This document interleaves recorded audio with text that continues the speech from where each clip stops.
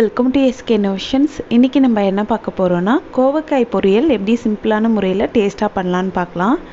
இப்போ ஒரு பேனில் 2 டேபிள் ஸ்பூன் அளவுக்கு எண்ணெய் சேர்த்துக்கலாம். எண்ணெய் நல்லா ஹீட் ஆகிட்ட பிறகு 1/4 ஸ்பூன் கடுகு, 1/4 டீஸ்பூன் உளுந்து, 1/4 டீஸ்பூன் அளவுக்கு சீரகம் சேர்த்துக்கலாம்.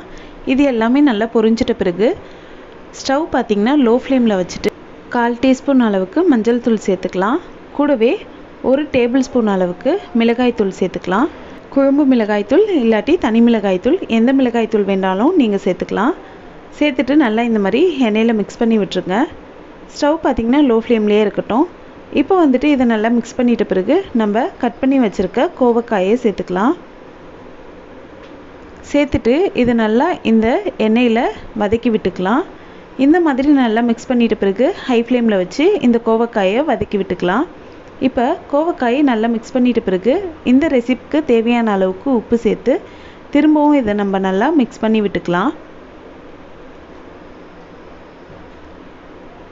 இந்த மாதிரி மிக்ஸ் பண்ணிவிட்டு ஒரு 2 நிமிஷத்துக்கு ஹை ஃப்ளேமில் வச்சு நல்லா இதை வதக்கி விட்டுக்கலாம்.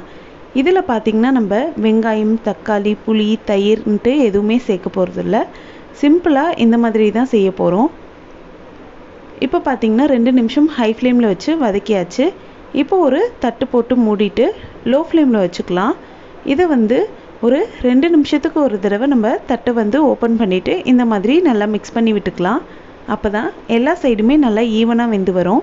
இதில் நம்ம தண்ணிலாம் எதுவும் சேர்க்க போகிறதில்ல. அதனால் ஃபுல்லாகவே லோ ஃப்ளேம்லேயே வச்சு வதங்க விடலாம். இதே மாதிரி ஒரு 10 நிமிஷம் நான் லோ ஃப்ளேமில் வச்சு தட்டு போட்டு மூடிக்கிறேன். அடிக்கடி இந்த மாதிரி திறந்து மிக்ஸ் பண்ணி விட்டுக்கலாம். இப்போ 10 நிமிஷம் கழித்து நான் உங்களுக்கு காட்டுறேன் பாருங்கள். அவ்வளோதான், நம்மளோட கோவக்காய் பொரியல் சூப்பராக ரெடி ஆகிடுச்சு. இந்த கோவக்காய் பொரியலுக்கு செய்கிறதுக்கு நம்ம அதிகமாக மசாலா பொருட்கள் கூட எதுவுமே பயன்படுத்த வேண்டாம். ஈஸியாக சிம்பிளாக அழகாக செய்து முடிச்சிடலாம். இதோட டேஸ்ட் பார்த்திங்கன்னா ரொம்பவே சூப்பராக இருக்கும்.